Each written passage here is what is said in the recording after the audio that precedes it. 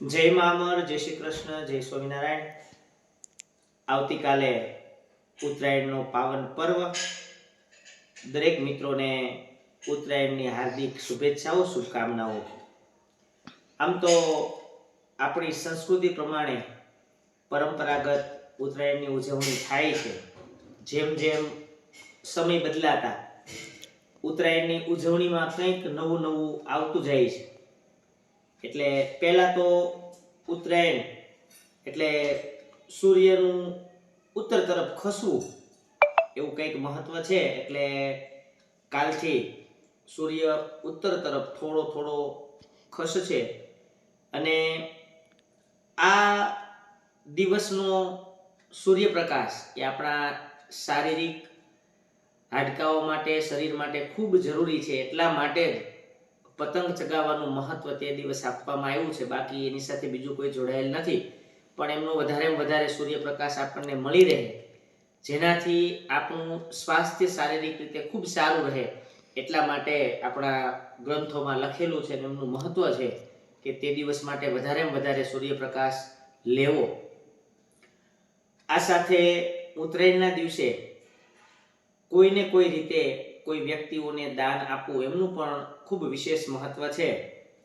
પણ આજના આ સમયમાં આમ જોઈએ તો ખૂબ જરૂરિયાતમંદ વ્યક્તિઓ, પરિવારો અથવા કોઈ બીમારીમાં સંપડાયેલા પરિવારો હોય તો એવા વ્યક્તિઓને વ્યવસ્થિત કંઈક ને કંઈક રીતે મદદ થઈ શકે એવો પ્રયત્ન કરીએ. કારણ કે નાની મોટી વસ્તુઓ વેચીને એ દાનથી કોઈ વિશેષ મહત્વ નથી. આપણી યથાશક્તિ પ્રમાણે જે કાંઈ રીતે કોઈને મદદ થવાય એ નાની તો નાની વસ્તુ રૂપે પણ કોઈ જરૂરિયાતમંદ પરિવાર અથવા તો કોઈ અતિ ગંભીર બીમારીથી પીડાય છે એવા દર્દીઓને મદદ કરીએ એવો સંકલ્પ લઈ અને આવતીકાલનો તહેવાર ઉજવીએ. આ સાથે ગાયોને ઘાસચારો નાખવો એમનું પણ ખૂબ એ મહત્વ તે દિવસનું છે. એટલે ઘાસચારો પણ ગાયોને ખવડાવી અને આપણી ગાય માતાનું જતન કરીએ, એમનું રક્ષણ કરીએ અને ગાય માતાને બચાવીએ એવા હેતુથી ગાય માતાને પણ લીલા ચારાનું દાન કરવું. ખાસ કરીને આ તહેવારમાં ગમે તેવો સારી રીતે ઉજવીએ પણ એનાથી કંઈ પણ નુકસાની આપણા પરિવારને, આપણા બાળકોને કે આપણા કોઈ પણ વ્યક્તિને ન થાય એનું ખાસ ધ્યાન રાખવું જોઈએ. આમ જોઈએ તો પતંગની કિંમત ખૂબ નાની છે. 5 કે 10 રૂપિયાની પતંગ માટે આપણું જીવ જોખમમાં ન મુકાય, આપણા સંતાનોનો જીવ જોખમમાં ન મુકાય. કોઈ પણ પતંગ તારમાં, ઇલેક્ટ્રિક કોઈ વાયરમાં કે ક્યાંય પણ ફસાય તો એને પ્રયત્ન કરી અને કાઢવા માટે મથવું નહીં. કારણ કે એમાં ડાયરેક્ટ પાવર પસાર થાય. અત્યારે દોરીઓ પણ ચાઇનીઝ એવી છે કે સીધો પાવર પસાર થઈ જાય છે. એટલે નાની સામાન્ય કિંમતની પતંગ માટે થઈ એ પતંગની કિંમત જેટલું જ આપણા જીવનું મહત્વ નથી. એ ખાસ સમજીએ. વધારેમાં વધારે આપણે એ મેસેજ પણ ફેલાવીએ કે ચાઇનીઝ દોરીનો ઉપયોગ ન કરીએ, જેનાથી આકાશમાં ઉડતા પક્ષીઓ એમને નુકસાની ન થાય. ઘણા પક્ષીઓ ઉત્તરાયણના દિવસે કપાઈ જાય છે, મૃત્યુ પામે છે.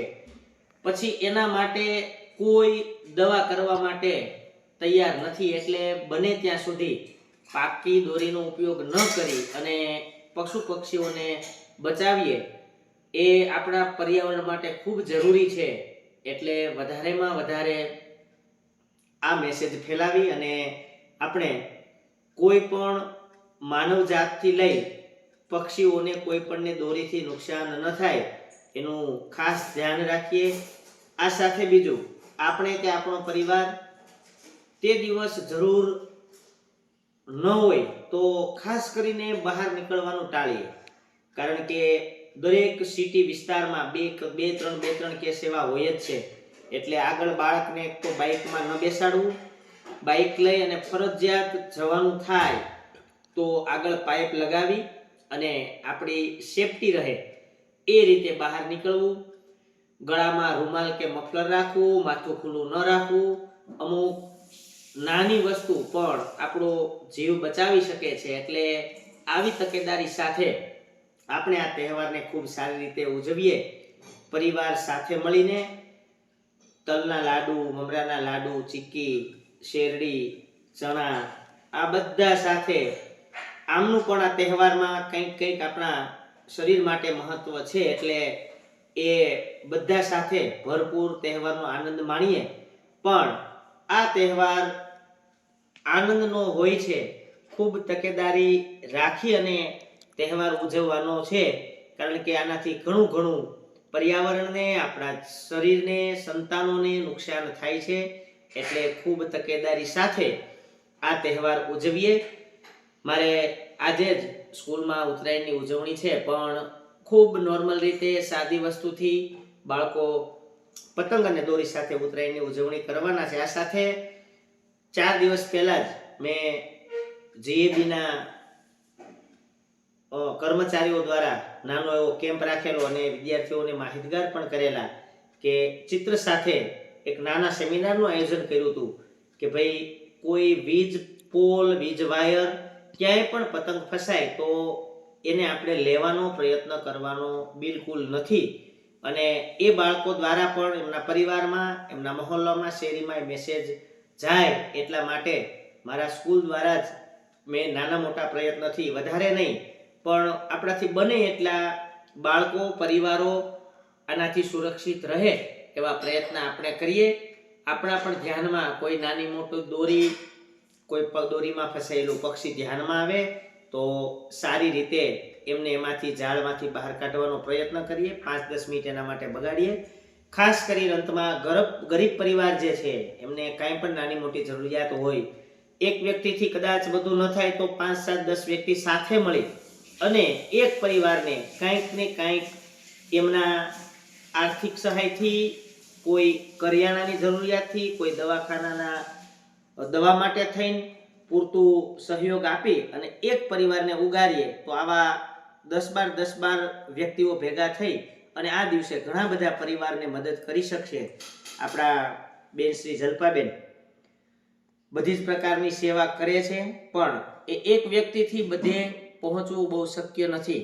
માટે આપણે પોતે સૌ જાતે પણ થોડી કંઈક જવાબદારી સમજી અને જે પણ કાંઈ સમાજમાં મદદ થાય એવો હર હંમેશ પ્રયત્ન કરીએ એવી આશા અને અપેક્ષા.